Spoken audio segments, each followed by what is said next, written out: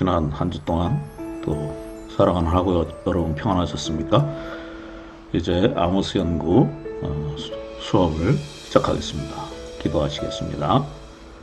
하나님 아버지 감사합니다.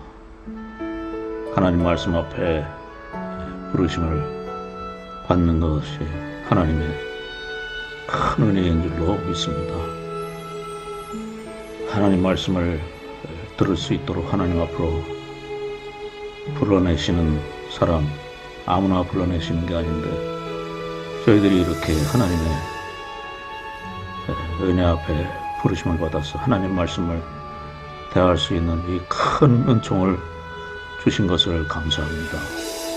아무나 받지 못하는 이 은혜, 하나님의 음성을 듣는 이 은혜를 저희들이 감사할 수 있게 하여 주시고 저희들의 지식이나 지혜로는 하나님의 말씀 한 자라도 저희들이 밝히 알 수 없사오니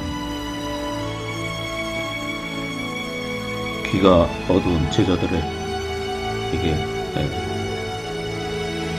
엠마오로 가는 두 제자들에게 하나님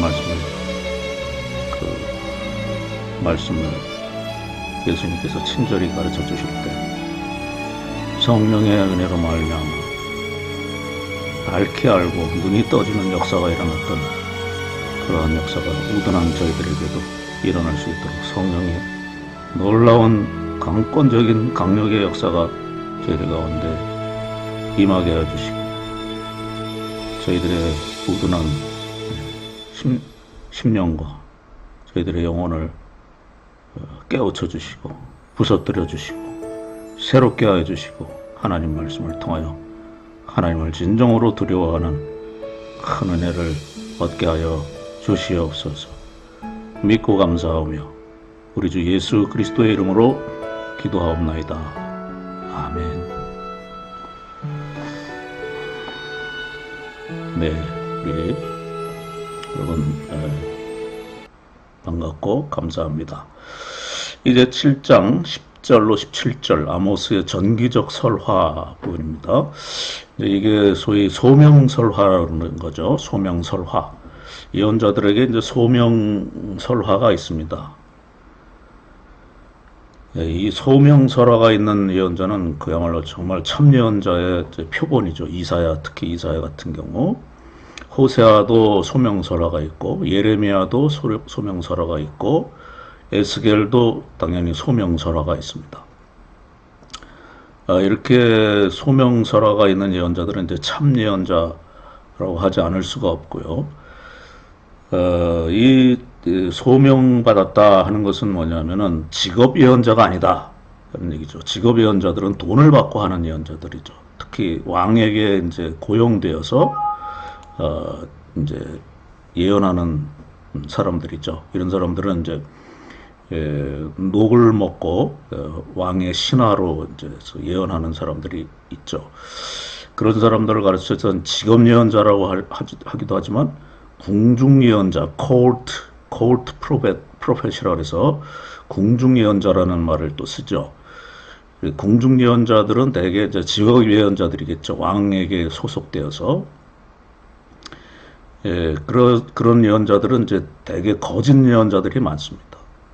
예레미야와 대적했던 그런 하나냐라는 사람인데 그 사람이 이제 거짓 예언자의 표본이고 또 미가야와 대립했던 그 바알과 아세라의 예언자들 아하방 때에 그런 거짓 예언자들이 있죠.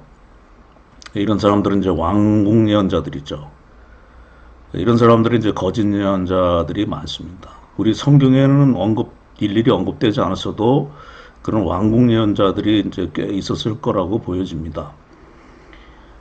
그 왕궁 예언자로서 이제 그 거짓 예언자가 아닌 참 예언자도 있습니다. 직업 예언자이면서 왕궁 예언자라고 그래서 다 거짓 예언자가 아니죠. 그 중에 이제 좀 드물지만은 나단이라는 사람, 다윗의 예언자였던 나단이라는 사람, 이런 사람은 이제 그 왕궁 예언자면서 직업 예언자였습니다. 다윗에게 이제 소속된 이런 사람들은 이제 참 예언자죠.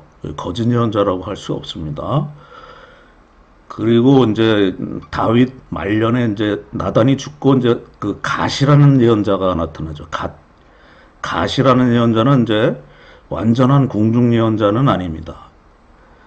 이 사람은 이제 에, 그 라마나요시라고 하는 예언자들의 무리들이 있는 그런 곳에 있다가 하나님 말씀이 임하면은 다윗에 가서 고하는 이제 그런 예언자예요. 그러니까 왕궁 예언자와 그 주변 예언자 이런 이제 왕궁 예언자는 반대로 주변 예언자죠. 주변 예언자의 성격을 왔다 갔다 하는 사람이었습니다. 갓은 갓 같은 예언자도 이제 그 다윗에게 예언하고 또 이제 다윗이 죽자 이제 솔로몬에게도 이제 연이어서 예언하죠. 예, 그런 이 갓이라는 사람도 뭐 직업 예언자적 성격을 전혀 띠지 않았다고 볼 수는 없겠습니다. 왕궁에 머무를 때 뭐 대접도 받고 하겠지만 이 예언자는 갓은 직업 예언자의 성격보다는 주변 예언자의 성격이 더 강하죠. 예, 그렇지만 이제 궁중 예언자로서 등장합니다. 주변 예언자로서 전혀 그 등장하는 모습은 안 나타나고 궁중 예언자의 모습만 나타나기 때문에 이제 궁중 예언자의 성격을 상당히 부각시키는 인물이긴 한데 이 사람도 이제 거짓 예언자라고 할 수 없습니다. 참 예언자죠. 그래서 좋은 왕들 옆에는 이제 항상 좋은 예언자가 붙어 있었어요. 그래서 이제 나단 갓이 있고 갓이 이제 죽고 나서 솔로몬 옆에는 이제 예언자가 없었죠. 안 뒀습니다. 이제 그가 교만해져서 그랬을 때 이제 그 예언자가 없으니까 금방 하나님 말씀으로 회개하라는 하나님 말씀 듣지 못하니 이제 타락하게 되죠. 그래 그런 것들이 이제 예언자가 옆에 있을 때에 좋은 왕이 나타나는 거예요. 사실은 좋은 왕이기 때문에 예언자를 옆에 두고 하나님을 두려워하는 말씀을 이제 듣고자 하는 그런 두려워하는 마음과 겸손한 마음이 이제 있었기 때문에 예언자를 옆에 두기도 했겠지만 서로 이제 그 상관관계가 있겠습니다만은 그 다음에 이제 그 좋은 왕인 이제 그 히스기야 왕 때도 그 이사야가 있었기 때문에 히스기야 왕이 좋은 왕이 될 수가 있었다고 봐야 되죠. 그 다음에 요시야 옆에는 스파냐라고 하는 좋은 예언자 또는 그 다음에 나중에 이제 예레미야도 이제 거기에 도움을 많이 주죠. 후기에. 이런 좋은 예언자들이 옆에 있을 때 좋은 왕이 나타날 수밖에 없습니다. 예, 그래서 이런 그 히스기야 옆에 있었던 이사야도 이제 궁중 예언자 성격이죠. 직업 예언자의 성격을 가지고 있다고 봐야 됩니다. 물론 귀족 출신이기도 하지만 왕족 출신이기도 하지만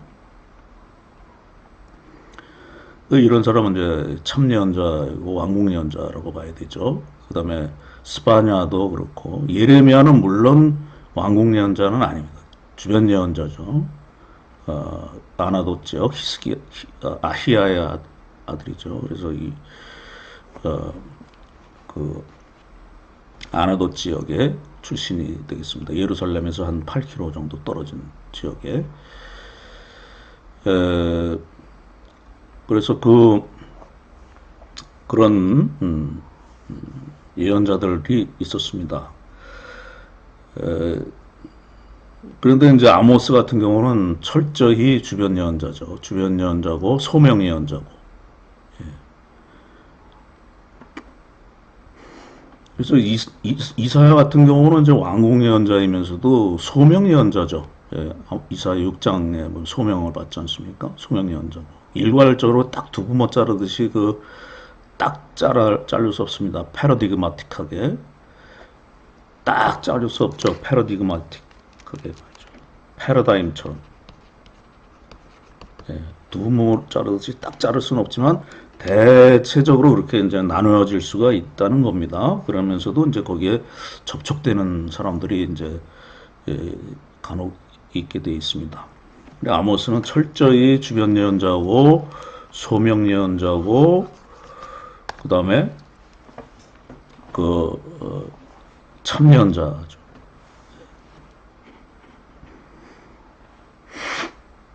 그래서 직업예언자 같은 경우는 왕궁예언자의 경우는 제사장처럼 이제 세습이죠. 그래서 세습 때는 직분이 이제 세 가지가 있는데 왕과 제사장과 그다음에 직업 예언자. 아버지가 예언자면 아들도 예언자가 됩니다. 그래서 배워서 예언하죠. 소명을 받지 않고 아버지가 예언하는 법을 배워서 예언하는 그런 경우가 이제 이런 직업 예언자들입니다. 이 세습을 하는 부류들이 다 타락을 했어요. 세습죄를 가지고 있는. 그런데 이런 소명 예언자들은 당대 예언하고 자식이 다시 예언하지는 않습니다. 그래서 이런 사람은 이제 또 돈을 받고 예언하는 사람들이 아니기 때문에 말하자면 평신도나 마찬가지죠. 그 직분으로 따지자면 평신도 예언자라고 볼 수 있습니다. 현대적으로 보면은 이런 예언자들은 이제 그 떡에 대해서, 돈에 대해서, 대가에 대해서 자유롭기 때문에 어떤 예언을 받는 사람들의 어떤 비호하거나 그들의 그 입맛에 맞춰서 예언하는 그런 왕궁 예언자적 특성에서 자유로울 수가 있었습니다. 그런데 이제 제사장 아마샤와 이제 아모스가 대결하는 장면인데 이런 장면 속에서 우린 두 가지를 알아볼 수가 있습니다. 하나는 이러한 전기가 들어가 있다는 것, 소명서라가 들어가 있다는 것은 무슨 의미고 목적이냐, 이제 이걸 한 가지 얘기해야 되죠. 앞에서 쭉 얘기했듯이 이러한 그 아모스의 전기가 들어가 있다, 소명서라가 들어가 있다 하는 것은 무엇 때문이라고 제가 얘기했냐면은 이게 들어간 것이 무엇 때문이냐면 아모스의 권위를 높여주기 위해서, 신적 권위를 높여주기 위해서 하나 이제 알아야 되고요. 그래서 아모스의 신적 권위를 높여준다고 하는 것은 다름이 아니라 하나님의 말씀의 진정성, 하나님의 아모스가 전하는 말씀이 아모스 인간의 얘기가 아니라 예언자로서 하나님이 주신 말씀을 전했다. 그래서 이 아모스가 전하는 말씀의 어떤 권위를 높여주기 위해서 아모스 예언자의 권위를 높여주는 거죠. 신약에도 사도 바울이 본문 그 서신서에서 자기의 권위를 자꾸 높이려고 하지 않습니까?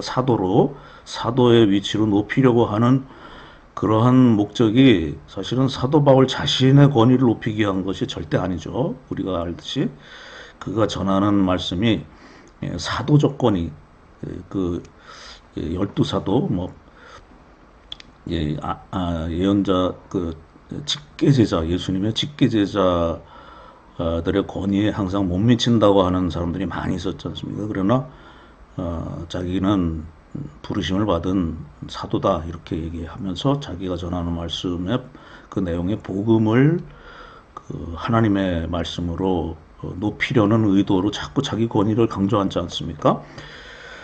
그것과 마찬가지입니다. 이렇게 집어넣는 것은 아모스가 전하는 말씀의 권위를 높여주기 위한 것입니다. 이제 여기서 그걸 알아야 되는 게 이제 하나고, 두 번째로는 이러한 것을 통해서 그 예언자들의 영적인 그 영성, 그들이 가지고 있는 영적인 그 감동이나 메시지, 영적인 이것 자체 안에서 우리는 또 하나의 메시지를 찾아낼 수가 있어요. 그가 얼마나 하나님 앞에 가까이 가 있는 사람이냐.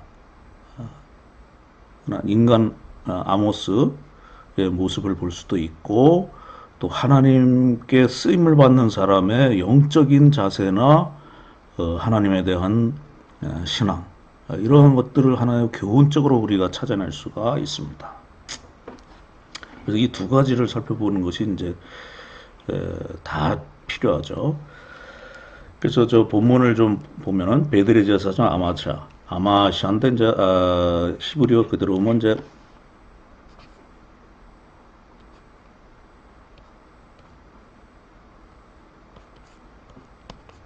아마치아죠. 아마 강하다고 야훼는 강하시다. 야훼는 강하시다 이런 뜻이에요. 이스라엘 왕 여로보암 2세죠. 이제 우리가 알듯이 2세에게 보낸다는 것은 히브리어로 샬라크인데 샬라크는 보내다란 뜻인데 여기에 목적어가 없으면 사람을 보내서 심부름꾼을 보내서 메신저를 보내서 보냈다는 뜻이죠. 예. 그래서 심부름꾼을 보내서 여로보암 왕에게 이제 그 고자질을 합니다. 이제 왜냐하면 베델 성전 앞에서 아모스가 계속 설교를 하고 있으니까요. 이제 아모스 본문을 가지고 지금 우리가 알고 있는 본문을 가지고 계속 설교를 하니까 이게 아마샤가 굉장히 그 기분이 나빴습니다. 아마 그들 나름대로의 대제사장이 있을 텐데 그 대제사장이 아마 시켰겠죠. 그래서 이 사람을 보내라. 지금 굉장히 좀 곤란해졌다. 그래서 여로보암 왕에게 이제 그 고자질을 하도록 이제 사람을 보냅니다. 그래서 그 사람을 보내서 이제 뭐라고 말하냐면 이스라엘 족속 중에서 아모스가 왕을 모반하고 있다. 여기 모반이란 말은 히브리어죠 카샤르인데요. 카샤르는 이제 거짓말하다. 거짓말하다는 뜻이에요. 사실 거짓말이 아니지 않습니까? 참된 말이죠. 아모스는 정직하죠. 근데 아마샤가 정직하지 못합니다. 그 하나님의 말씀 속에서 하나님의 말씀이 얼마나 진실합니까, 사실. 정직하지 않습니까? 하나님의 성품을 따라서 말씀이 정직한데 사람이 부정직해지면은 그 아무리 그 정직한 하나님의 말씀이라도 그걸 거짓으로 볼 수밖에 없는 자기가 거짓인데 하나님 말씀이 거짓말이 되어버리는 것이죠. 자기가 주체가 돼가지고 하나님 말씀을 판단하고 그렇게 하죠. 거기 회개해야 되는데 판단합니다. 이게 이제 그 우리 죄인들의 특징이에요. 선악과 열매를 먹을 때도 자기가 판단하지 않습니까? 그리고 순종만 해야 되는데 뱀에게 속아가지고 그 말씀을 판단하죠. 판단할 때 벌써 이미 그 뱀에게 끌려 들어간 겁니다. 그 자체가. 우리는 하나님 말씀을 판단할 권리가 없어요. 그냥 듣고 순종할 뿐입니다. 하나님의 진실하신 정직하신 성품을 믿고 그것이 아무리 내 생각에 이해가 안 되고 그것이 진실이 아닌 것 같이 생각이 된다면은 그건 내가 잘못됐기 때문에 내가 원죄가 있기 때문에 그래요. 내가 죄인이기 때문에 우리가 죄인의 속성을 아직 가지고 있죠. 그래서 하나님 말씀을 판단하기 쉽습니다. 아, 그건 아닌 것 같은데 이렇게. 그건 살 길이 아닌 것 같은데. 그래서 우리가 다 멸망의 길을 가는 거죠. 그러나 다니엘의 세 친구들 또 다니엘 그렇지 않았죠. 우상 숭배하지 말라. 하나님의 명령에 따라서 그 우상 숭배를 금하는 안 하는 절 안 하는 것은 꼭 죽는 길 같은데 그게 사는 길이었잖아요. 그들은 뭐 그리 아니할지라도 그렇게 하겠습니다. 아우 정말 좋은 태도예요. 너무나 그 중요한 것입니다. 그런데 아모스가 거짓말을 하고 있다 이렇게 참 터무니없는 말을 하고 있죠. 그런데도 자기가 잘못됐는지를 전혀 몰라요. 왜냐하면 교만해져 있기 때문에 베델의 제사장인데 난 하나님을 섬기는 사람인데 이런 교만함이 그 안에 들어가 있어가지고 아모스까지 그 별 볼 일 없는 사람이 너무나 아주 천박해 보이는 사람이 와서 베델 그것도 성전 앞에 와서 큰 소리를 치면서 설교를 하는데 그게 지금 우선은 왕에게 위협이 된다기보다도 자기네들 베델에서 제사 드리는 일이 지금 위태롭게 됐어요. 자기네들의 권위가 실추될 것 같습니다. 그러니까 그것 때문에 특히 왕에게 이제 고자질을 해서 그 모면을 하려고 합니다. 그래서 거짓말을 하고 있는데 그 모든 말들이 이 땅이 견딜 수가 없습니다. 그러자 이제 그렇게 사람을 보내서 얘기를 했습니다. 그래서 이 사실을 이제 아모스가 알고 또 설교를 합니다. 아모스가 말하기를 여로보암은 칼에 죽겠고 이스라엘은 반드시 사로잡혀 그 땅에서 요거는 아모스가 말하는 게 아니라 이제 계속 그 고자질을 하는 내용이죠. 이것도 7장 11절도. 그렇게 아모스가 뭐라고 말하냐면 여로보암은 칼에 죽을 것이고, 칼이라고 하는 거는 이제 그 두 가지로 해석할 수 있습니다. 그 쿠데타냐 아니면 외국의 군대에 의해서 죽느냐, 두 가지 다 가능하죠. 그 다음에 이스라엘은 반드시 사로잡혀 그 땅에서 떠나겠나이다 하나이다. 이거는 아모스가 얘기한 내용 그대로입니다. 사실 거짓말은 아니죠. 이 말 자체를 왜곡해가지고 얘기한 것은 아닙니다. 그러나 요거보다는 많은 말을 했죠. 훨씬 많은 말을 했는데 그 중에 딱 끄집어내서 특히 왕과 관련해서만 얘기를 해서 고자질을 한 거예요. 그런 점에서 이것도 거짓말이죠. 충분하지 않은 말이죠. 그러나 요건 내용 자체는 거짓말은 아닙니다. 그러면서 그러나 이제 이걸 이렇게 거짓말을 하고 있다 이렇게 하는 내용은 참 심각한 고자질이죠. 이건 정말 진실한 말인데, 참된 말인데, 그리고 또 그들이 얘기할 때 아모스가 말하기를 이렇게 하는 것은 참 잘못된 행동이죠. 아모스는 자기가 말하는 게 아니라 하나님의 말씀으로 얘기하고 있는데도 이들은 눈이 감겨버리니까 영적인 감각이 전혀 없습니다. 짐승과 같아요. 아모스가 하나님 말씀을 하고 있는데 하나님 말씀은 전혀 들을 귀가 없습니다. 그래서 이렇게 고자질을 하고 나서는 그래도 분이 안 풀리니까 아마시아가 이제 아모스에게 찾아옵니다. 그 베델 성전 앞에 있는 설교하는 아모스에게 와가지고 선견자야 이렇게 부릅니다. 여기서 선견자라고 하는 것은 히브리어로 두 가지가 있는데 로에가 있고 호제가 있습니다. 로에와 호제가 있는데 로에는 이제 보다란 뜻, 라라는 보다란 뜻에서 보는 자고 호제는 환상을 보는 자입니다. 환상을 보는 자. 둘 다 그래서 볼견자를 썼습니다. 선견자. 고대로 올라갈수록 좀 더 선견자에 해당하는 이런 칭호를 많이 붙였고, 아모스 이후 문서 예언자로 넘어가는 아모스 분기점, 아모스 이후에는 나비라는 말로 이제 많이 썼습니다. 예언자를 가리키는 칭호로. 그리고 선견자는 주로 고대 예언자 쪽이고, 하나님 말씀을 더 중요하게, 이런 기적이나 환상이나 기적을 더 중요하게 보는 쪽에서는 선견자고, 기적이나 환상보다는 하나님 말씀을 더 중요하게 여기는 쪽으로 가면 나비, 대언하는 자, 대언자라는 뜻이 되죠.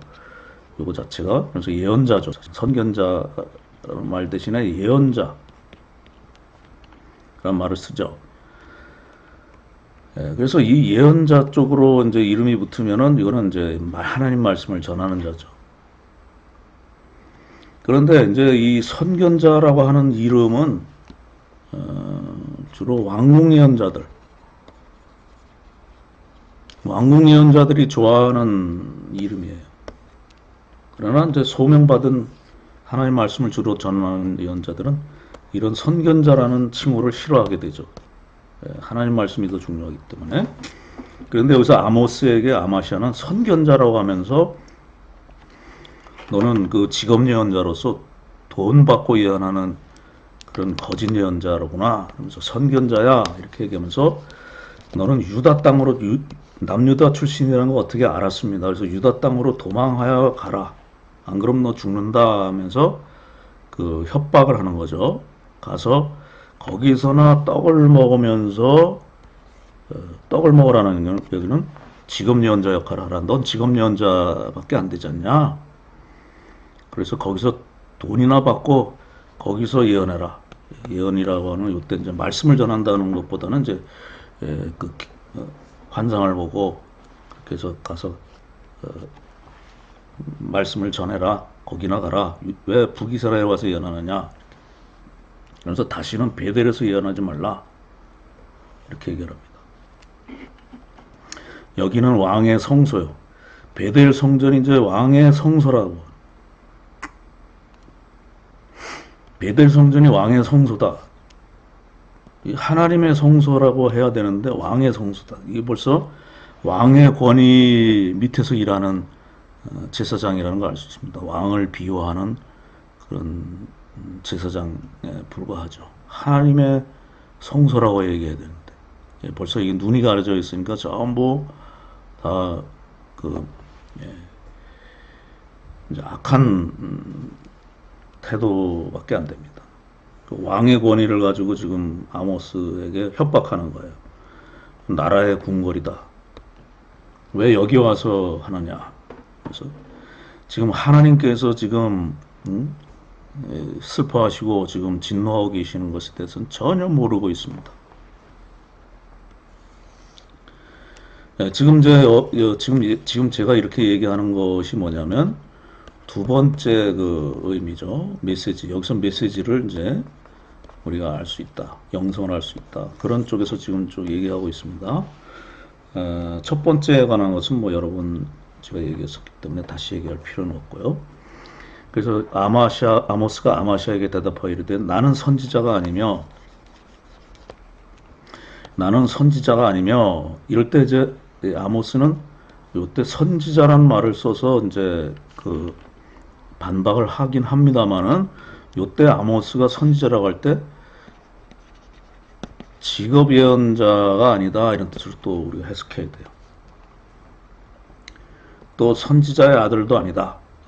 선지자의 아들이라고 하는 것은 직업 예언자의 이제 특징이죠. 아들에게 시습하고. 그러나 나는 목자고 뽕나무를 재배하는 사람이다. 목자고 뭐 농민이다 이렇게 얘기하는 거죠. 이때 목자에 관한 원어적인 거는 밑에서 설명하고요. 내가 양떼를 따를 때에서 따를 때 여호와께서 나를 데려다가 여호와께서 이르시기를 가라고 말씀하셨어요. 북이스라엘로 가라. 내 백성 이스라엘에게 예언하라 하셨나니 이제 여기서 이제 요게 아마시아와 대비되는 거죠. 아모스는 하나님과의 끈이 묶여 있어요. 관계성이 있습니다. 아마시아는 전혀 하나님과의 관계성이 없었죠. 아모스는 뭐 하나님을 바라보는 시각이 있고 하나님이 나를 사용하신다는 그런 현실에 대한 인식이 있었고 하나님과의 깊은 관계 속에 있고 하나님께 순종하는 자세고 하나님이 부르셔서 데려오셨고 나를 사용하신다는 데 대한 그런 그 감사와 순종과 신앙이 이미 딱 자리 잡고 있습니다. 흔들리질 않죠. 전혀 흔들리질 않죠. 아마시아가 이렇게 협박할 때 입을 다물고 도망쳐야 되는데 반박을 하지 않습니까? 여기서. 그래서 이게 사도들도 그랬죠. 내가 너희 말을 하나님 앞에서 너희 말을 듣는 것이 좋으냐 하나님 말씀을 듣는 것이 옳으냐 이렇게 얘기를 하는 그런 자세. 하나님 앞에 늘 하나님 앞에 서 있는 자세. 그걸 아모스도 그대로 보여주고 있습니다. 이 전통이 이제 성경에 전체 맥을 흐르고 있어요. 사람의 말을 듣느냐 하나님의 말씀을 듣느냐 이 싸움입니다. 항상 이제는 여호와의 말씀을 들을지니라. 얼마나 권위가 있고 당당합니까? 베델의 제사장이 눈으로 볼 때는 화려하고요. 화려한 세마포를 입고 그 교권이라고 그러죠. 어떤 베델의 성전에서 주는 권위 이런 것들로 이제 쫙 있죠. 그걸로 억누르고 또 왕의 권위로 억누르는 이런 그 파워가 있습니다. 사람이 가지고 있는 사람이 주는 파워가 있어요. 그런데 아모스는 겉으로 봐선 초라하고 뭐 또 목자라 그러고 농민이라 그러지만 하나님이 부르셨다고 하는 영적인 권위가 있습니다. 영적인 카리스마가 있어요. 겉으로는 안 드러나요. 그런데 겉모양은 아마시아가 화려하고 사람의 권위가 그를 이제 받쳐주고 있지만은 아모스는 아무것도 가진 게 없습니다. 아모스가 설 수 있는 그런 존립 기반은 아무것도 가지고 있지 않아요. 사람도 인정해주지 않아요. 아무도 인정해주지 않아요. 그러나 하나님의 권위만 가지고 있습니다. 예언자들은 전부 그래서 그 메신저 포뮬라라는 거 있죠. 사자 공식을 사용을 자꾸 해요. 사람들이 알아주질 않아요. 그거 가지고 있는 권위가 전혀 없어요. 사람이 부여한 권위가 없어요. 그러니까 저 사람을 어떻게 믿느냐 이렇게 할 때 그는 항상 그 예언자들은 강조하는 게 하나님이 이렇게 말씀하셨다. 하나님이 말씀하셨다. 이렇게 얘기를 자꾸 할 수밖에 없습니다. 그 사람들. 그래서 여기서 아모스가 설 수 있는 단 한 가지 붙잡을 수 있는 건 하나님의 권위 하나밖에 없어요. 그러나 그 모든 것을 초월해서 하나님의 권위만 가지고 있으면 그건 완전한 권위입니다. 사실은. 하나님의 권위. 그리고 우리가 어느 곳에 있든지 하나님의 종들은 하나님의 권위를 잃어버리면 그건 끝이에요. 영적인 카리스마가 유일하면서도 최고입니다. 우리가 가지고 있는 힘이 하나님이 주시는 힘, 하나님이 가지고 계시는 권위, 그거밖에 없으면서도 이게 최고의 그 권위고 완벽한 권위입니다. 완전한 거. 이거 외에 더 이상 필요가 없어요, 사실은. 엄밀히 말하면 필요가 없습니다. 우리가 뭐 통합 측에 어디에 속해 있고 이거는 뭐 그냥 또 목사 직분을 가지게 될 거고 뭐 이렇게 하는 것들은 불필요한 것은 아니지만 이것이 우리의 사역을 위해서 절대적인 것이다 이렇게 생각하는 순간 그 영적인 권위는 끝나는 거예요. 목사의 말을 들으라 이렇게 얘기할 때 그거는 끝나는 거예요. 하나님의 말씀을 들으라 이렇게 얘기할 수 있어야 돼요. 이 끈을 잊어버리면 살짝 끊어지면요 나중에 가면 항상 이게 드러나요. 뭐 비근한 예전 회의할 때나 이럴 때도 목사가 얘기하는데 무슨 이런 식으로 이렇게 얘기하기 쉬워요. 참 조심해야 됩니다. 그렇게 됐을 때는 내가 이제 하나님의 권위를 별거 아닌 거로 이제 던져버렸구나, 발로 짓밟아버렸구나 이렇게 하고 즉시 회개하지 않으면은 이거 심각한 타성으로 붙습니다. 엄청난 교만이 붙습니다. 이거는 사역은 그냥 끝나버려요. 전혀 끝나버려요. 아무런 열매가 있을 수가 없어요. 이거는. 그래서 아모스가 가지고 있는 영적인 권위 이런 걸 이제 여기서 조심스럽게 들여다봐야 돼요. 아주 세심하게 들여다봐야 돼요. 그래서 아마시아의 길로 가지 말고 아모스의 길로 가야 되는구나. 이런 걸 잘 살펴보셔야 됩니다. 이렇게 하나님의 권위를 가지고 있으면 너무나 쉬운 게 하나님의 사역이고요. 아마시아 같이 사람의 권위를 가지고 하려고 그러면 세상에 제일 하기 힘든 3D 업종이 목사입니다. 그러니까 하나님의 사역으로 하게 되면 뭐 너무나 쉽고 이렇게 즐겁고 일사천리로 나오게 되고 그가 전하는 것마다 사람들이 다 변화가 일어나고 사실은 그렇게 되게 돼 있어요. 그게 어려운 것 같지만 너무나 쉬운 길이에요. 하나님이 주시는 이걸 복음이라 그러는 거예요. 하나님이 말씀하시 내가 다 한다 이게 복음이에요. 복음에서 우리가 좀 뭘 할 수 있다라고 하면서 자기 신뢰나 자기 재간이나 이런 걸 좀 섞으려고 할 때는 그 복음에서 떠나는 거죠. 내가 다 한다. 하나님이 다 하신다. 이게 복음입니다. 내가 이르기를 이스라엘에 대하여 예언하지 말며 이삭의 집을 향하여 경고하지 말라 하므로 그렇게 했기 때문에 여호와께서 이와 같이 말씀하시기를 여기도 또 그러지 않습니까? 아모스가 자기의 그 감정이나 자기의 그 이 직분을 지키기 위해서 이렇게 하지 않지 않습니까? 아마시아는 그렇게 하지만 자기가 가지고 있는 떡이나 가져다 주는 대가나 그걸 지키기 위해서 인간적인 권위를 지키기 위해서. 그러나 여기서 아모스는 전부 다 내려놓았습니다. 왜 그러냐면 하나님에게서 부름받았다는 소명의식이 있기 때문에, 그것 때문에, 그 권위가 있기 때문에. 그래서 그가 전하는 것은 하나님을 지키기 위해서, 하나님의 역사를 위해서 일하지 않습니까? 자기는 다 죽어버리고 없습니다. 그래서 여기까지 말씀하시기를 내 아내는 성읍 가운데서 청녀가 될 것이고 네 자녀들은 칼에 엎드려지고 내 땅은 측량하여 나누어질 것이고 너는 더러운 땅에서 죽을 것이고. 여기까지는 이제 아마시아 자신에 대한 것이고요. 그 다음에 이스라엘은 반드시 사로잡혀 그의 땅에서 떠나리라 하셨느니라 되어 있습니다. 그래서 여로보암에 관한 얘기는 여기서 빠졌습니다만은 이 가운데에서는 여로보암에게 직접 하는 것이 아니라 아마시아에게 하는 거기 때문에 뺐지만은 여로보암에 관한 것은 여기에 다 포함되어 있다고 봐야 되겠습니다.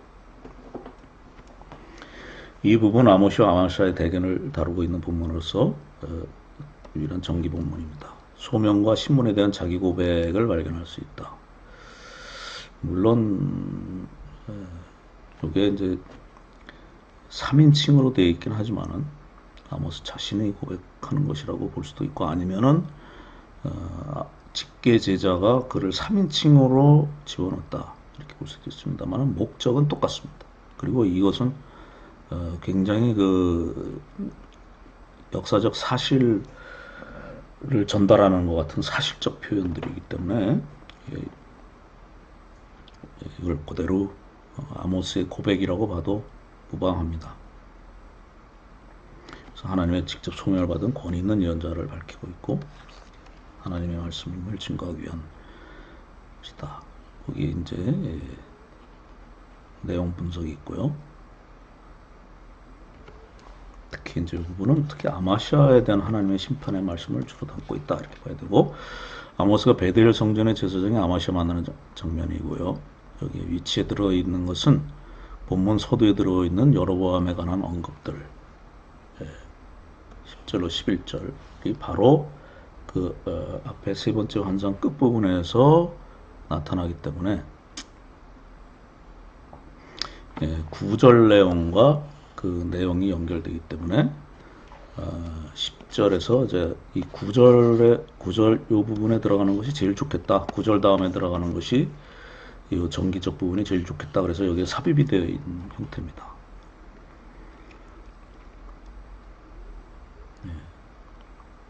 그래서 세 번째 바로 뒤에 들어간 이유가 9절 때문에 여로보암이 칼에 죽을 것이다. 그런 내용과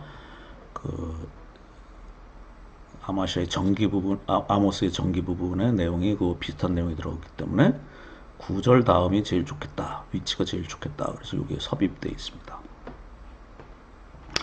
3인칭에 대한 아모스가 3인칭으로 나오는 것에 대해서 많은 사람들이 이제 논의를 많이 합니다. 아모스 자신이 기록한 것이 아니라 제자들이 직계 제자들, 그러니까 후대 상당히 시간이 지난 다음에 제자가 아니라 아모스가 죽고 난 다음에 바로 뒤에 제자가 기록해서 거기에 넣었을 것이다. 이렇게 얘기합니다. 그래서 많은 사람들이 그런 얘기를 하는데 데부분의 주석가들이 때로는 아모스의 제자가 기록했지만 동시대 사람이 기록했다는 데서 또 대부분 동의합니다.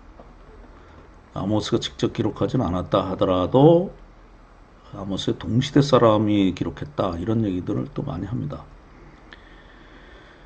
그러니까 이제 이게 아모스가 북이스라엘에 있을 때 기록된 것은 물론 아닙니다. 이것이 남유대로 이제 6개월 정도 예언하고 남유대로 내려온 다음에 아모스를 따르는 제자들이 이제 많이 생기게 됩니다. 경건한 사람들이 있으면 거기에 제자들이 많이 따랐어요, 사실은. 예언자들의 무리라는 것이 있습니다. 그 중에 이제 그 제자들 중에서도 그 수제자급에 해당하는 사람이 이제 아모스의 하는 것을 기록했다 이렇게 볼 수가 있습니다. 그래서 그러나 이 본문이 아모스가 기록한 것이든 그렇지 않든 간에 이 보고의 진정성을 부인할 이유는 없다. 실제 사건이었다. 우리가 그 본문을 볼 때도 사실 그런 걸 분명히 느낄 수가 있죠. 거기에 기록이 어떤 허구성이나 이런 게 전혀 없어 보이죠. 그 역사적 사실성으로 기록하려고 하는 그러한 태도가 있습니다. 7장 10절로 17절에. 그래서 이런 진정성과 신빙성, 하나님 말씀으로의 진정성과 신빙성을 위해서 기록이 됐다. 10절로 17절은 아모스의 행동에 대해서 아마샤가 여로보암 2세에게 보고하는 내용이다. 10절에서 북왕국의 바로 그 중심에서 왕권에 대항하며 음모를 꾸민다고 여로보암에게 보고하면서 아모스의 연설을 비난했다. 아모스의 반역의 증거로 아마샤는 왕에게 아모스가 전했던 심판 선포와 민족이 포로로 끌려갈 걸 예언한 것을 포함한 아모스의 예언자의 말들에 대해서 보고했다. 포로에 관한 그 말씀들은 이와 관련하여 아모스의 예언들의 정확한 요약이었다. 사실은 그 아마샤가 비록 고자질을 하면서 그 왕에게 얘기하지만 그래도 아모스가 예언한 내용 중에 비교적 정확한 요약입니다. 그러나 이것이 성전에 대해서 얘기하는 것들 이런 것들은 싹 다 빼버리고 왕이 불리하게 느낄 만한 것들만 살짝 뽑아가지고 얘기하면서 그 왕에게 고자질을 하고 있는 점에서 사실 정직하지 못하죠. 그런 점에서는 하나님 말씀을 왜곡했다 이렇게 볼 수 있습니다. 그들 베델 성전에 대해서 많이 얘기했지 않습니까? 그 회개, 그 심판하실 것을 그것 때문에 화가 나 있는데 그러나 아모스가 외친 여로보암에 관한 예언에서 아마사가 전달한 그 앞에 9절 아모스의 메시지와는 차이가 있다. 그럼에도 불구하고 이제 차이는 있습니다. 첫째, 이제 이런 부분이 이제 아마샤가 가지지 못한 심각한 그 죄성입니다. 하나님의 직접적 개입에 대한 그 어떤 것도 9절에 내가 일어날 것이다 라는 것인데 이 땅이 그의 모든 말들을 참을 수 없다 이렇게 얘기하고 있어요. 하나님이 심판하실 것이다 이런 얘기를 해야 되고 거기에서 두려움을 느껴야 되는데 이 아모스가 하는 말이라 하나님 말씀이 아니라 아모스가 하는 말이다 이렇게 얘기하고 그것도 그가 거짓말을 하고 있다고 하는데 이 땅이 그 거짓말들 모든 말들은 사실 요한의 거짓말들이라고 하는 것이죠. 그걸 땅이 참을 수 없다 이렇게 얘기하고 있어요. 하나님의 말씀이라고 하는 그 천상의 얘기를 해야 되는데 땅의 얘기로 끄집어 내렸어요. 이 아모스 얘기를. 하나님의 말씀인데 땅의 얘기로 끄집어 내렸습니다. 아모스의 얘기를 이 땅에 있는 사람들이 견딜 수 없다. 이런 얘기만 하면서 땅에 관한 얘기만 하고 있습니다. 그래서 이러한 아모스의 말들이 왕에게 해로운 정치적인 영향을 끼칠 것이다. 이렇게 얘기를 하면서 이제 아모스를 비판하죠. 아모스가 하는 것은 왕에 대한 정치적 음모라고 정죄하고 있습니다. 그러나 아모스는 아모스 개인의 말을 하고 있는 것이 아니라 하나님께서 일어나셔서 심판하실 것을 말씀하는 예언자로서 하나님의 나라를 선포하고 있는 것이지 여로보암의 왕국에 대한 반역을 꾸미는 자가 아니다. 이 부분을 참 중요해. 아마샤가 이걸 보고 하나님께서 일어나셔서 심판하실 것이다 하는 것을 더 중요하게 봐야 되는데 그게 아니라 아모스가 하는 말들이 왕에게 음모를 하는 것이다 이렇게 얘기를 하는 것은 참 심각한 죄성입니다. 죄성의 결과예요. 이제 이 안에는 교만이 들어가 있어요. 교만하면은 하나님이 대적하신다 그랬어요. 왜냐하면 교만을 가지고 있으면 하나님의 일은 아무것도 될 수가 없습니다. 그래서 겸손이라고 하는 것이 이 성경 전체를 흐르는 가장 중요한 신앙의 덕목입니다. 사랑도 아니에요. 사랑이 성경의 대주제일 것 같지만 절대 그렇지가 않습니다. 겸손입니다. 겸손. 앞에도 얘기했지만 성령님은 겸손 그 자체이시거든요. 그래 아마시아가 겸손했더라면 아모스의 말씀을 듣고 회개했을 텐데 교만했습니다. 교만하면 아무것도 될 수가 없어요. 그러니까 하나님은 사랑하지 않는 자를 대적하겠다는 말씀은 하나도 없습니다. 우리의 신앙 덕목 중에 사랑이 최고일 것 같습니다만은 그렇지가 않습니다. 겸손이에요. 겸손하지 않으면 교만한 자는 대적하겠다 이러셨거든요. 그러니까 겸손해야만 사랑할 수 있습니다. 그래서 이 사랑이 성경의 덕목 중에 최고가 아니라 출발점에 이것도 열매의 첫 번째 열매가 사랑입니다. 그러면 9가지 열매 중에 사랑해야만 쭉쭉쭉 해서 절제까지 자기 컨트롤까지 가는 거예요. 하나님 앞에서 완전함을 이루어서 정말 하나님 앞에서 절대로 하나님을 두려워하는 데 떠나지 않는 자기 컨트롤이 늘 겸손을 유지할 수 있는, 그리고 9가지 열매가 내 안에서 늘 작용할 수 있는 그런 변함없는 자리에 서게 되는 자기 절제가 이루어지는 거예요. 그것도 다 성령이 하시는 열매예요. 성령의 열매지 내가 자기 컨트롤할 수 있는 능력을 내가 가지는 게 아니에요. 성령님이 나를 완전히 컨트롤 하시는 자리까지 들어가는 것이 성령의 마지막 열매입니다. 겸손해야 되죠. 아모스는 겸손한 사람이었습니다. 겸손이 제일 중요한 거예요.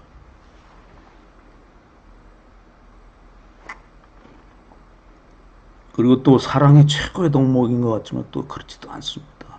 9개의 열매 중에 열매를 맺는 첫 번째 열매가 사랑이에요. 겸손의 첫 번째 열매가 사랑입니다. 제일 좋은 열매들은 뒤로 갈수록 더 나와요. 이것도 점층적이거든요. 9가지 열매도. 그래서 둘째, 여로보암의 집에 관해서 주님께서 말씀하셨으나 아마시아는 그의 예언의 폭을 더욱 좁혔습니다. 여로보암이 죽을 것이다. 아모스를 반란자로 고발하는 근거를 대기 위해 아마시아는 그의 설교하는데 왕이 특별히 관심을 가질 만한 대목으로 관심을 끌어냅니다. 아마시아는 아모스의 선포를 인용하되 단지 여로보암이 칼에 맞아 죽고 이스라엘 백성은 포로가 되어 이 땅에 떠나리라는 부분만 말한다. 이런 고발은 사실과 다르다. 구절에서 본 것처럼 아모스 선지자는 여로보암의 집에 대해서 말했지 왕 개인에 대해 언급하는 것은 아니다. 이것은 분명히 아마시아가 자기의 고발의 효과를 노리기 위한 고의적 과장이다. 북이스라엘 왕정 체제가 멸망한다는 것이지 여로보암 왕이 죽는다 이런 얘기는 아닙니다. 사실상 여로보암은 칼에 죽는 것이 아니고 병으로 죽었죠. 여로보암 2세는 나중에 병으로 죽었습니다. 그래서 아모스가 얘기한 예언이 성취되지 않은 것 같이 보이지만 그렇지 않습니다. 그는 여로보암 집에 대해서 말했습니다. 북이스라엘 왕정 체제가 망한다. 여로보암의 왕조가 망한다. 이런 얘기를 하는 것이죠. 그러니까 그것도 지금 거짓말로 하고 있어요. 여로보암 집이라는 단어 중요한데 집이라는 단어를 빼먹었어요. 그거는 여로보암을 더 화나게 만들기 위해서 그렇게 고의적으로 과장한 것이고, 셋째, 그리고 아마시아는 선지자의 메시지 중에서 그가 자주 말한 대로 이스라엘은 반드시 사로잡혀 그 땅에서 떠나리라는 말을 인용하지만 자기의 고발장에 그렇게 기록했지만 여호와를 찾으라 그리하면 살리라는 선지자의 애절한 호소는 말하지 않았다. 그는 아모스가 베델 성전 문 앞에서 베델을 찾지 말며 또는 베델에 가서 범죄하라고 하는 하나님의 말씀을 외치는 걸 보면서 그 때문에 화가 치밀어 올라갔을 것이다. 그래서 그는 아모스가 더 이상 베델에서 떠들지 못하도록 하기 위해서 여로보암에게 이 사실을 알리려고 했을 것이다. 그러나 아마시아는 아모스의 예언의 본질적인 내용인 하나님의 심판과 이게 중요하죠. 심판과 구원의 말씀은 언급하지 않았다.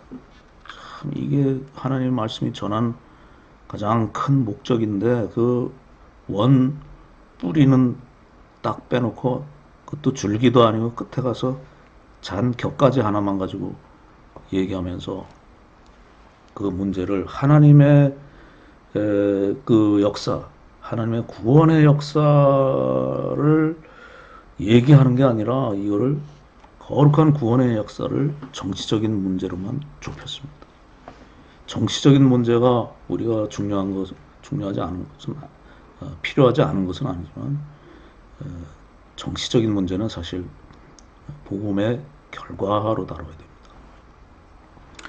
그 문제의 핵심을 피합니다. 핵심에 있지는 않죠. 정치적인 문제가 물론 핵심에 들어있지는 않습니다.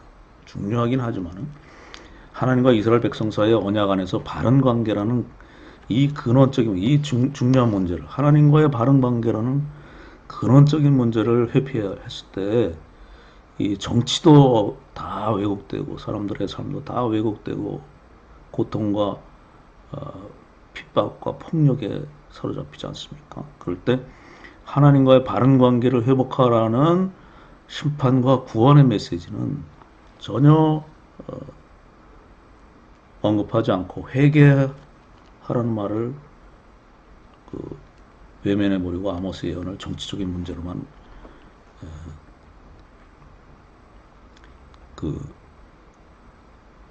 한정지어서 얘기하려고 합니다. 아모스를 정치적인 반역자로 얘기하면서 왕에게 반역하는 걸로 이렇게 왜곡시켰습니다.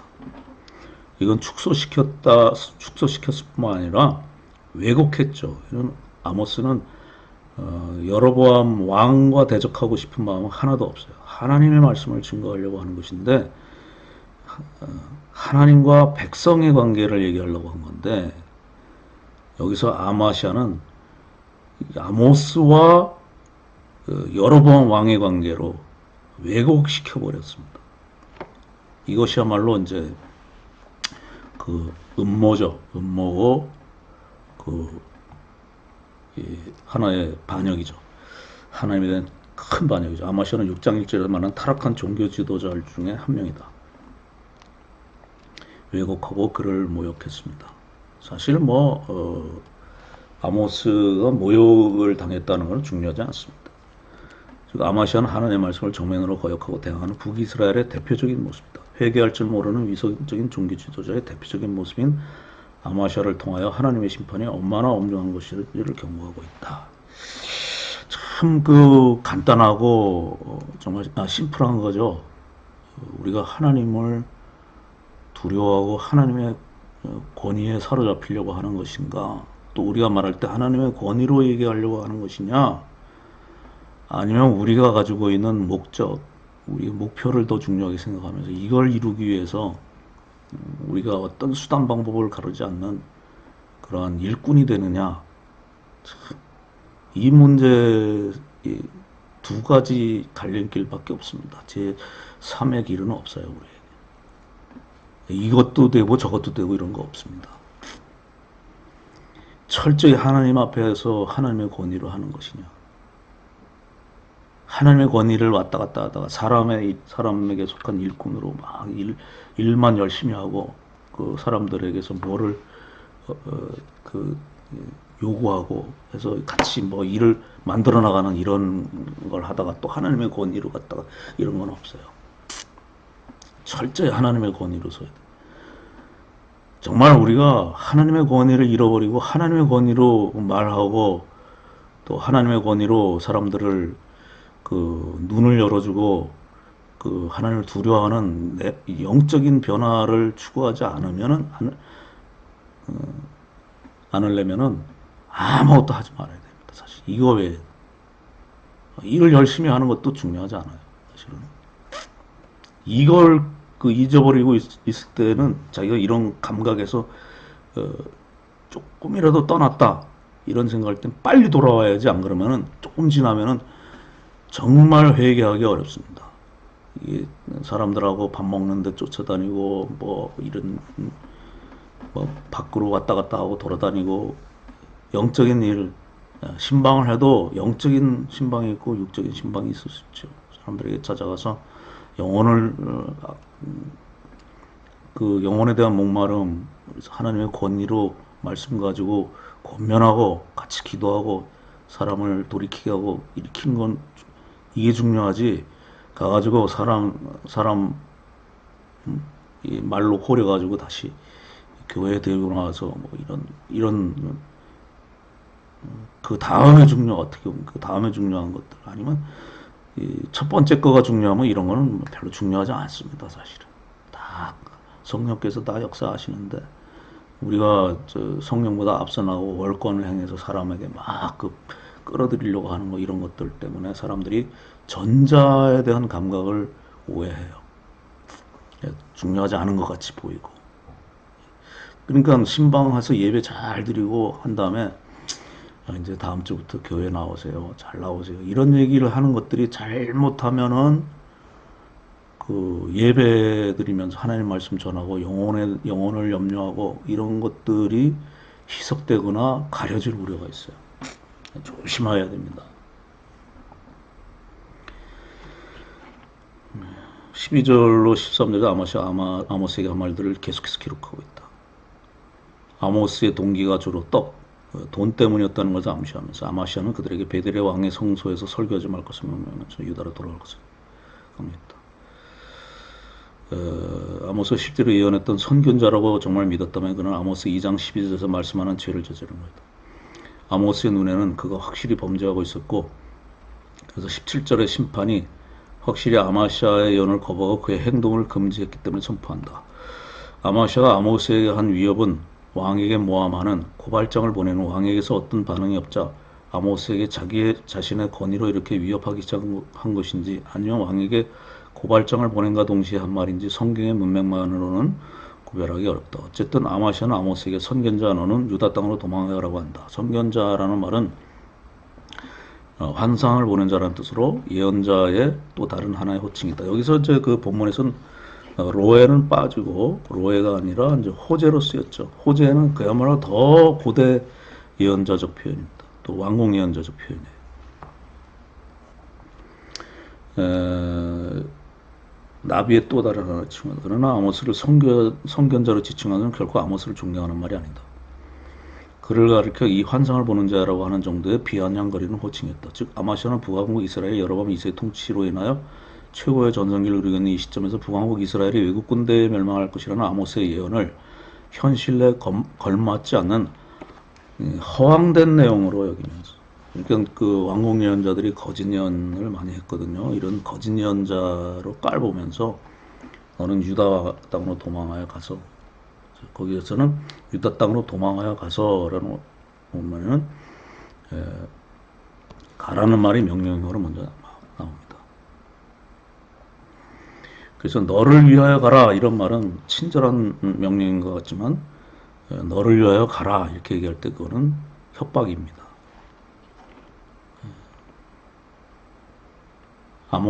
아마시아가 아모스에게 유다 땅으로 도망가라고 요구했을 때 거기서는 어떤 위협의 요소가 있으면 보여줍니다. 도망가라는 동사는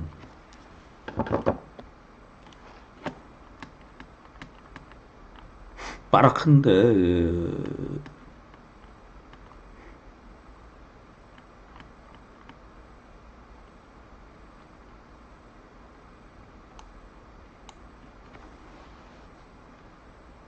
빠락은 도망가다예요.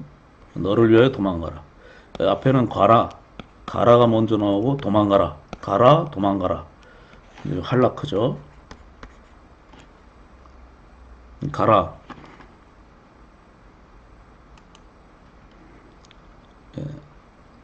할라크 동사, 가라. 그리고 도망가라. 두 번이나 썼습니다. 그리고 너를 위하여 이렇게 돼 있죠. 그래서 도망가라, 너를 가라, 도망가라. 이렇게 할 때, 확실히 아모스가 머뭇거려서 안 된다는 것을 확실히 지시한다. 머뭇거리다가 너 죽는다 이런 얘기죠. 가라 도망가라 너를 위하여 이렇게 세 단어를 얘기할 때는 여기서 조금만 더 하다가는 이제 분명히 곧 죽는다 이런 얘기를 하면서 협박의 수위가 굉장히 높습니다. 그래서 더구나 그 명령은 아모스가 유다 사람이라는 것을 전제하고 있는데 그가 유대인으로서 신분이 왕 성소 그리고 국가의 위협이 된다는 것일 수도 있다. 유다 사람으로서 북이스라엘의 멸망에 대해 예언하는 것은 이건 완전히 반역죄에 걸리기에 딱 좋은 짓이다 이런 얘기를 하는 거죠. 염려해 주는 것 같이 보이지만 사실은 굉장히 큰 협박입니다. 이에 대한 염려는 베델이 왕의 성소 그리고 왕국의 그 성전이라는 것을 강조하는 아마시아의 명령이 끝나는 부분에서 다시 나타난다. 유다 땅으로 가라는 말은 유다 출신의 천박한 목자이며 뽕나무 재배자인 내가 어찌 이스라엘의 왕궁과 성전에 무슨 볼 일이 있겠는가. 그러니까 어울리기나 한 일이냐 이런 얘기죠. 거기서나 떡을 먹으면서 거기나 예언하고 히브리어 없는 표현도 모두 떡을 먹으라 예언하라는 명령으로 되어 있다. 거기서 떡을 먹으면서 예언하라 명령하면서 조롱하며 위협하고 있다. 그렇게 하면서 아모스의 선지자직을 오직 생활순환으로 삼는 싹군으로 직업예언자로 취급하면서 모욕적인 말로 위협하고 있다. 직업예언자라고 해서 다 타락한 거짓 예언자는 물론 아니죠. 그러나 너는 돈을 위해서 예언하는 그런 거짓 예언자로 취급하면서 아마시아가 아모스에게 의도한 것은 그런 환상을 보고 예언을 하려거든 유다에게 나가서 하고 배고파 떡이 필요하거든 유다에 나가서 얻어먹을 것이지만 계속해서 이스라엘의 몸에 예언한다면 좋지 않을 것이니 속히 도망하라는 것이다. 예. 그래서 왕의 성소에 왕의 궁궐이라고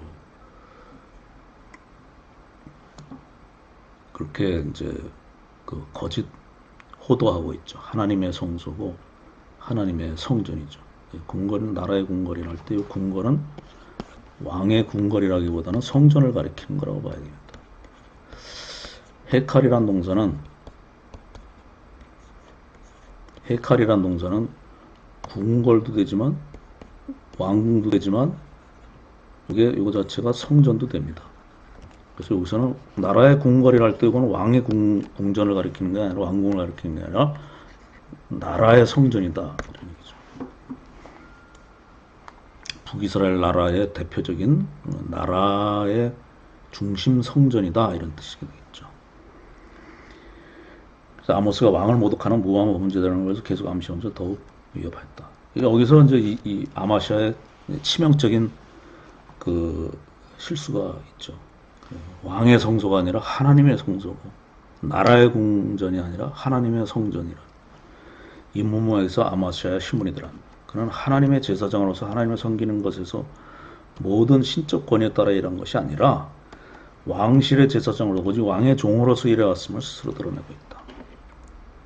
참 이게 무서운 짓인데도 아마시아는 전혀 깨닫지 못하고 서슴없이 이렇게 얘기를 하고 있어요. 참 이게 무섭습니다. 누구나 다 이렇게 될 가능성이 있어요.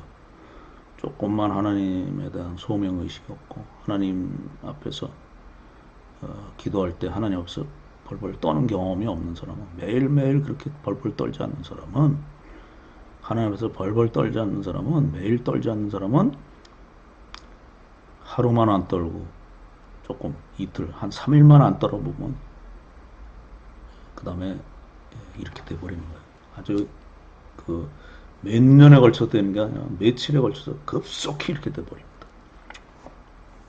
하나님을 바라보는 시각이 금방 우리에게서 없어져요.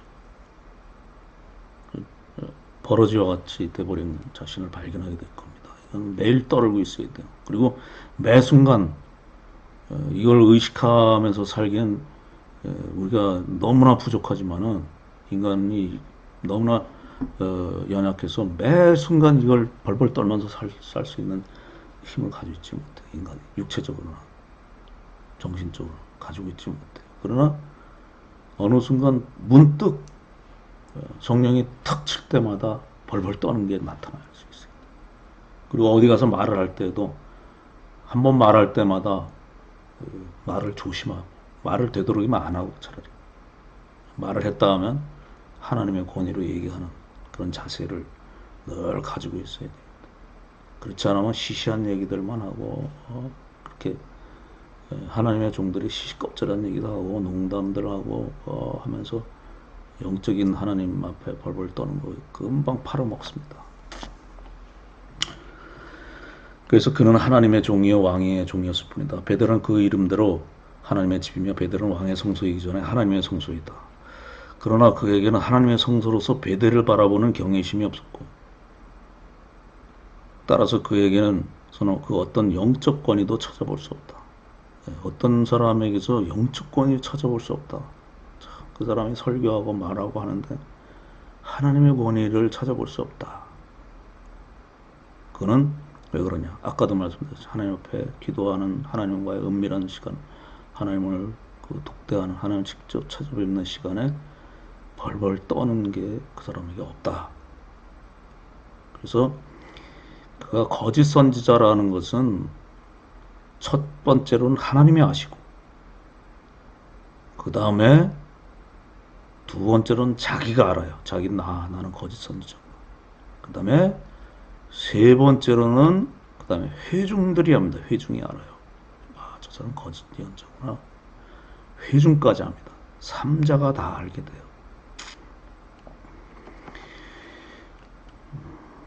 비록 보잘것없었지만은 아모스는 소중한 복음 그걸 가지고 있었어요.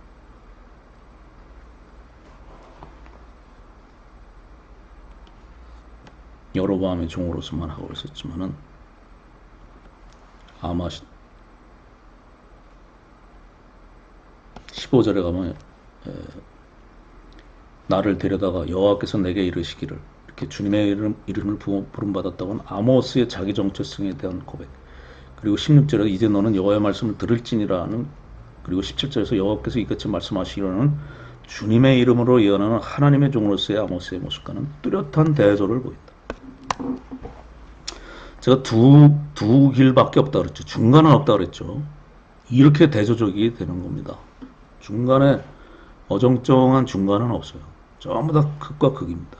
완전히 그 사람의 권위로만 하게 되든지, 아니면 완전히 하나님의 권위로만 얘기하든지, 둘 중에 하나밖에 없어요. 중간치기는 없습니다. 이런 대조가 된다는 건 완전히 대조가 되고 있습니다. 시편 1편도 완전히 둘 사이에 타협점이 없죠. 의인과 죄인 사이에, 악인 사이에. 아모스는 하나님 종으로서 하나님의 권위로 일하고 예언하지만 아마시아는 오직 여로보암의 종일 뿐이다. 반면에 아마시아는 오직 여로보암의 그늘에서 이스라엘 종교적 체계와 왕권이 주는 권위만 가지고 하나님의 종 아모스에게 위협을 가하였지만, 아모스는 겉모습 초라하긴 하지만 하나님의 종으로서 신적 권위를 가지고 하나님의 말씀을 선포하고 있는 14절로 15절에 아모스는 그의 예언자로서의 사명은 하나님으로부터 직접 받은 것임을 언급하면서 그의 예언의 당위성에 대해 방어함으로써 그에게 응답하기 시작한다. 14절에서 나는 예언자도 아니며 예언자도 아니다라고 자신의 신분을 밝힌다. 여기서 아모스가 이렇게 말하는 것은 아마시아가 자신을 가르쳐 선견자로 불렀던 것에 대한 반응이다. 다시 말해서 아마시아가 말하는 것처럼 자신은 직업 예언자가 아니라는 것이다. 그러니까 용어도 바꿔서 얘기하면서도 그 호재라는 것을 바꿔서 얘기하고, 그러면서도 말씀을 중심으로 하는 예언자이긴 하지만은 이런 너희들이 보는 것처럼 직업 예언자가 아니라는 것을 나비란 용어를 사용하지만 예언자도 아니다 이렇게 얘기를 하고 있어요. 이 말은 직업 예언자도 아니다, 그리고 예언자의 아들도 아니다, 세습 예언자도 아니다, 이런 얘기를 하면서 선견자라는 걸 완전히 거부하고 있습니다. 이처럼 아모스는 자신의 예언자직분이 직업적 상황에서 시작된 것이 아니라는 걸 강조하고 있고, 목자였고 뽕나무 재배자였다. 그리고 목자를 가리킨 일반 단어인 로에, 이거는 아까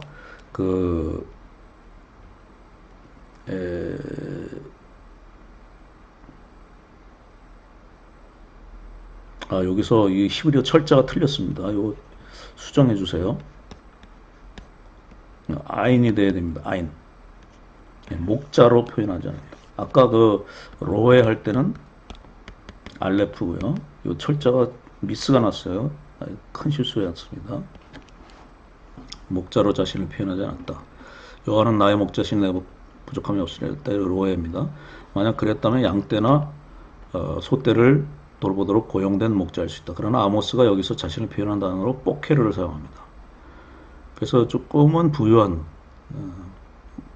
로에들을 고용해서 목축을 하는 그런 주인 정도 되는 사람이라고 봐야 되겠죠. 그래서 1장 1절에서는 노케드라는 단어를 써서 또 표현했습니다. 이 표제를 쓴 사람은 이 노케드도 포케르보다는 노케드가 훨씬 더 부자 목자죠.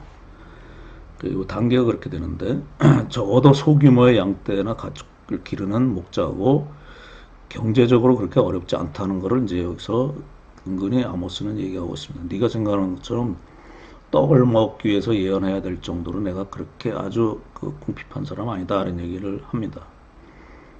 그래서 이런 직업이 있는 그런 사람이고 예언자가 직업이 아니다라는 것을 강조하고 있습니다. 15절에서 아모스가 그의 소명에 대해 분명히 말한다. 그는 주님께서 나를 취하셨다라고 말한다. 이스라엘 백성에 예언하라, 가서 예언하라 이렇게 할 때 아마시아가 그를 위협한 것과 똑같이 주님께서도 아모스를 향해서 가라고 말씀하셨다. 레크란 단어를 똑같이 써서 아마시아에게 반박하고 있어요. 그러니까 네가 가라고 했지만 나는 하나님의 명령을 들어서 가는 사람이다. 하나님의 명령으로 가고 오는 사람이지 네가 명령해서 아무리 위협한다고 할지라도 네가 가라 그래서 가는 사람이 아니다. 이렇게 얘기하면서 나는 하나님의 부름을 받은 사람이지 너희들의 부름을 받은 사람이 아니다. 너는 비록 그 왕이 가라고 하면 가고 오라고 하는 그런 사람이지만 나는 하나님이 적어도 하나님이 가라 그래야 가는 사람이다. 이런 얘기를 하는 입장에서 똑같이 아마시아가 이 가라 이렇게 얘기하는 단어를 똑같이 써서 나는 하나님이 가라 그러는 사람이다. 이렇게 얘기하면서 그에게 반박하고 하나님의 권위를 강조합니다.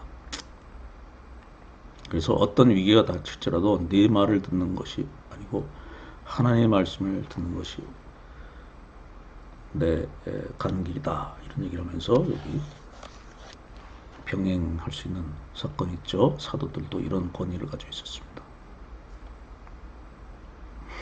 16절로 17절에서 아모스가 아마시아에게 신적 권위를 가지고 그에게 심판을 선포하고 있습니다. 제사장 아마시아는 선지자에게 베델에서 예언하지 말라고 위협했으나 아모스의 선지자는 한 걸음 더 나아가서 베델뿐 아니라 제사장 된 너 자신이 먼저 주님의 말씀을 들으라고 대항한다. 네.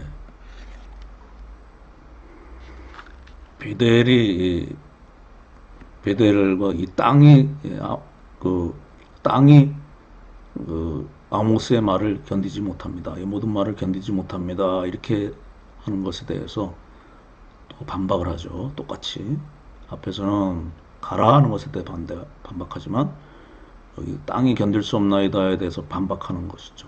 너는 여호와의 말씀을 들어라. 땅의 소리를 듣지 말고 여호와의 말씀을 들으라 이렇게 얘기를 하고 있습니다. 아모스의 심판 선언은 아마시아 위협보다 더 권위가 있으며 훨씬 더 그 두려움의 정도가 심각하다. 특히 아마시아와 그 가족에 대한 심판은 극심할 것이다. 그의 아내는 목숨을 부지하기 위해서 창기가 되어 떠나야만 해야 돼. 그리고 성읍에서 창기가 된다는 것은 성읍의 모든 사람들이 다 알 정도로 공개적으로 창기로서 목숨을 부지하는 부끄럽고 비참한 모습으로 전락하게 될 것을 의미한다. 제사장의 아내가 그와 같은 삶의 모습으로 바뀌는 것은 특별히 비난할 것이었는데 왜냐하면 제사장들은 창녀일로 더럽혀진 여인들과 결혼한 것이 금지됐기 때문이다. 레위기에 있죠. 여로보암의 집과 마찬가지로 아마시아의 자녀들은 칼에 쓰러질 것이라고 했다. 아마시아 자신은 그의 소유지를 모두 잃고 더러운 땅에서 죽게 될 것이다. 더러운 땅이란 이방 땅을 가리키는 것이다. 그 땅은 물론 포로로 끌려가서 죽게 될 아수르 땅을 가리키는 것이며 정한 것과 부정한 것을 구별해야 되는 제사장의 책임에 비춰볼 때 아마시아가 부정한 땅에 끌려가서 죽게 된다는 심판 선포는 매우 역설적이다. 정결한 것을 이제 구하고 찾아야 되는데 그 자신이 부정한 사람이 되는 것이죠. 그만큼 그가 당하게 될 심판이 그만큼 그에게 비참하고 고통스러운 슬픈 현실이 될 것임을 강조하고 있다. 너무나도 슬프죠. 그 안에는 죽음보다 못한 창기가 되는 그런 비참한 처참하고 천박하게 되고 부끄럽게 되고 그것도 제사장의 아내가 될 수 없는 자격으로 떨어지고 자녀들은 칼에 죽고 자기가 그토록 추구했던 모든 재산들은 다 다른 사람들 다 차지하고 그리고 부정한 땅에 끌려가서 부정한 사람이 돼가지고 개 돼지처럼 그냥 끌려가서 죽는구나 이런 얘기죠. 이스라엘은 반드시 사로잡혀 떠나리라고 심판을 선포할 때 11절에서 아마시아가 여러 번에 보고할 때 이스라엘은 반드시 사로잡혀 그 땅에서 떠나겠나이다라고 말했던 것과 똑같이 아모스도 이스라엘은 반드시 사로잡혀 그의 땅에서 떠나리라고 예언한다. 여기서도 아모스는 이스라엘이 멸망하여 본토로 끌려갈 것을 일관성 있게 선포하고 있다. 예, 그가 모하마기에서 강조해서 얘기했던 얘기를 똑같이 강조하면서 심판을 아주 두려운 상황에서 더 두려운 심각한 상황에서 강조하면서 심판의 그 필연성을 얘기하면서 마칩니다. 17절에서 아모스는 땅을 3번 언급하는데 이스라엘에서 땅이란 단어 자체가 비천한 것과 쓸모없는 것을 상징하는 단어이다. 이 땅이란 단어를 3번씩이나 사용해서 땅에 대한 심판을 언급함으로써 아마시아와 여로보암이 공동 운명으로 비천한 자들이 되어 땅에 엎드려진 사람이 될 것임을 암시하고 있다. 그러므로 그들은 그들의 땅을 잃고 그들의 백성과 함께 부정한 땅에 포로로 끌려가게 될 것임을 강조하고 있다.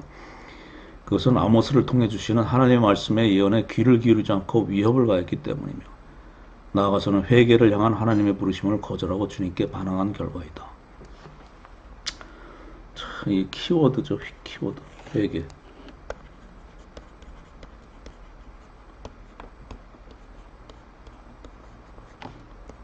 슬퍼하다. 돌이키다. 일단 슬퍼해야 됩니다. 슬퍼하고 돌이키고. 돌아서는 겁니다. 슬퍼하고 아주 과감하게 딱 잘라서 돌아서는 거예요. 거기에서부터 돌아서는 것, 그게 회개입니다. 겸손하지 않으면 슬픔도 없어지게 되죠. 슬퍼하고 돌이킬 수 있는 능력도 겸손한 자가 가지는 거예요. 교만하면 절대로 딱 잘라서 돌이킬 수 있는 과감한 돌이킴은 결코 가질 수가 없습니다.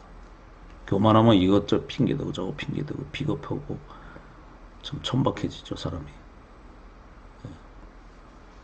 깨끗하게 돌아설 수 있는 힘은 겸손한 사람, 하나님 앞에서 벌벌 떠는 사람들. 이걸 사람들에게 알려줄 수 있어야 됩니다. 그렇게 실천하고 스스로 실천하고 이걸 알려줄 수 있어야 됩니다. 이걸 성도들이 잃어버리면 다 밀어나게 되는 거예요. 성도들이 지혜가 있어야 되는데 이 벌벌 떠는 지혜가 있어야 되는데 이걸 잃어버리면 전부 밀어나게 돼요. 영적인 거를 다 물질적인 거로 다 바꿔버리고요. 이 세상에서 곧 끝날 거 가지고 전부 다 여기에 매달리고 하나님의 영원한 세계와 영원한 가치, 여기서 사는 거는 짧고 하늘나라에서 사는 것은 영원하거든요. 근데 영원한 데서 살아야 되는 그 삶에 대한 것은 전혀 희미해지고요. 점점 희미해지고 당연한 걸로 그냥 이미 그냥 다 받아놓은 당상으로 얘기하고요. 이제 그건 다 받았으니까 여기서 누리자 이렇게 다 포기할 필요는 없지만은 그래도 분별할 수 있는 능력이 있어야 되는데 이런 거 구하기 전에 하나님 앞에서 벌벌 떨 때의 그 즐거움과 그 기쁨과 평안, 하나님 앞에서 벌벌 떨면 하나님이 즉시 보상을 해주시는데 기쁨과 평안을 주십니다. 내가 다 알고 있다. 다 할 수 있다. 걱정하지 말아라. 염려하지 말아라. 이런 위로와 평안과 힘, 능력 이런 걸 얻고 오잖아요. 그리고 이 세상에서 승리하는 거죠. 당연히 7장 17절에 아모스 전기는 아마시아의 대조를 통해서 아모스의 신적 권위를, 아모스의 대조를, 요게 두 번째 메시지라 그랬죠. 두 번째. 이거 굉장히 중요한 겁니다. 사실은 이것을 1차적으로 의도한 것은 아니지만은 2차적으로 우리가 볼 때 참 굉장히 우리에게 많은 시사점, 많은 메시지, 정말 그 많은 메시지를 이 안에 담고 있지만 정말 한 가지로 중요한 메시지, 성경의 핵심, 복음의 주제, 다시 말해 하나님 앞에서 벌벌 떠는 겸손함. 이것이 정말 구원받은 표지죠. 이걸 잊어먹으면 안 됩니다. 복음의 능력이죠. 그래서 예언의 높여주고 있고요. 하나님으로서 직접 부르심 받은 소명 예언자로서 아모스의 권위는 인간의 종에 불과한 아모스의 권위를 능가하고 있다. 이걸 정말 사모해야 됩니다. 이걸 바라봐야 됩니다. 그의 말씀은 하나님 편에 서 있는 자로서 신적 권위를 가지고 있다. 디바인 카리스마를 가지고 있죠. 디바인 카리스마. 이때 디바인 할 때 하나님에 관해서는 일반 신들에 대한 디바인도 있거든요. 그러니까 하나님의 신적인 권위, 신적인 걸 대문자를 씁니다. 디바인 카리스마.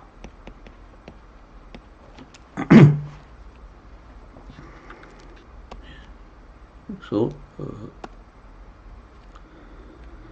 아마시아 논쟁에서 선언한 그의 심판 선포가 40년 후의 역사 속에서 현실로 드러나는 것을 볼 수 있다. 베델을 가리켜 하나님의 성소, 하나님의 나라라고 말하지 않고 왕의 성소여 나라의 궁궐이라고 얘기했던 아마시아는 이 궁궐이란 말은 조금 성전으로 바꾸면 더 이해가 쉽습니다. 정확하죠. 아마시아는 그가 추종하는 여로보암과 함께 풀처럼 들의꽃처럼 시들어서 더러운 땅에 끌려가 비참한 최후를 맞이하고 말았지만 하나님께 충성되게 서 있던 아모스의 예언은 성취되었고 그가 전한 하나님의 말씀만은 영원히 서게 되었다. 여기 이 속에 우리 목회적인 또는 하나님의 종으로서 가야 할 길이 분명히 보입니다. 너무나 뚜렷하게, 너무나 단순하면서 또 능력 있게, 클리어하게, 그리고 클리어 컷하게 하죠. 딱 잘라서 볼 수 있는. 정말 우리가 조금씩 하나님 앞에 두려웠던 게 좀 없어질만 하면 이 말씀 가지고 계속 자기 자신을 이 하나님 앞에 세워가야 합니다. 두려워 떠는 자신으로 세워가야 합니다. 이렇게 하면 여러분의 사역을 넘어서 여러분의 인생은 정말 성공적이고 고귀하게 되고 하나님 앞에 칭찬받고 하나님 앞에 정말 많은 열매를 하나님이 거두시게 할 수 있는 그런 진정한 참된 하나님의 종의 길을 갈 수 있고 하나님이 인정해 주시는 종의 길을 갈 수 있는 어려운 일이 아니라 너무나도 쉽고 간단하고 자세만 가지고 있으면 된다는데 뭐 못할 겁니까 사실은. 그래서 내가 너희에게 주는 짐은 결코 무겁지 않다. 내가 다 지기 때문에 내게서 온유하고 겸손한 걸 배우라. 이 두 개가 참 중요한 거예요. 온유하고 겸손한 거. 다시 말해서 하나님 앞에서 벌벌 떠는 그걸 떨면 우리에게 하나님이 기쁨 주시고 능력을 주시면 우리에게 나타나는 겉으로 나타나고 내면에 있고 겉으로까지 나타나요. 온유하고 겸손한 내면, 그것이 겉으로 온유한 사람이 되고 겸손한 사람으로 또 드러날 수가 있습니다. 하나님과 사람 앞에서요. 오늘은 요거 정말 중요한 말씀인데 아모스서 전체에서 참 요 말씀 7장 10절로 17절도 굉장히 중요한 말씀이죠. 성경 전체를 통해서 성경 전체를 관통하고 있고 성경 전체를 결정짓는 영적인 본문이다. 이렇게 참 정말 뛰어난 영적인 본문이다. 중요한 본문이다. 이렇게 얘기할 수 있겠습니다. 자, 오늘 7장 10절로 17절 말씀을 통해서 정말 하나님의 은혜를 받으시길 바라고 받으셨기를 정말 간절히 소원하고 이 자리에서 참 여러분이 큰 만족과 이 하나님 앞에서 벌벌 떠는 이 자리에서 큰 만족과 행복을 평생 누리면서 살아가는 것이 여러분의 본업이고 이렇게만 계속하고 있으면 사역은 저절로 하나님이 다 해주시고 하나님의 일은 다 되어갈 수 있을 밖에 없습니다. 여러분의 회중들 앞에서 하나님 앞에 올리는 기도가 막 영적인 권위로 사로잡히고 하나님의 말씀을 한마디만 했는데도 사람들이 하나님의 말씀으로 들리고 목사의 얘기로 안 들리고 성경을 봉독할 때도 그렇고 사람들에게 그냥 개인적으로 권면할 때도 그렇고 나도 모르게 어떤 성령이 나타나서 역사하시는 것을 이렇게 전율하듯이 느끼게 되는 그런 정말 축복받은 하나님의 사람들이 될 수가 있습니다. 이것이 유일한 길이지 또 다른 하나의 길이 우리에게 필요하거나 존재하지 않습니다. 이것만이 우리가 살 길이고 이것만이 우리가 항상 머물러야 하는 자리입니다. 오늘 여기까지 좀 하고 마쳐야 될 것 같습니다. 여러분 주님의 은혜로 능력으로 늘 하나님께서 돌봐주시는 은혜로 여러분 승리하게 되시기를 바라면서 오늘 강의를 마치겠습니다. 다음 주에 기쁨으로 다시 뵙도록 하겠습니다. 감사합니다.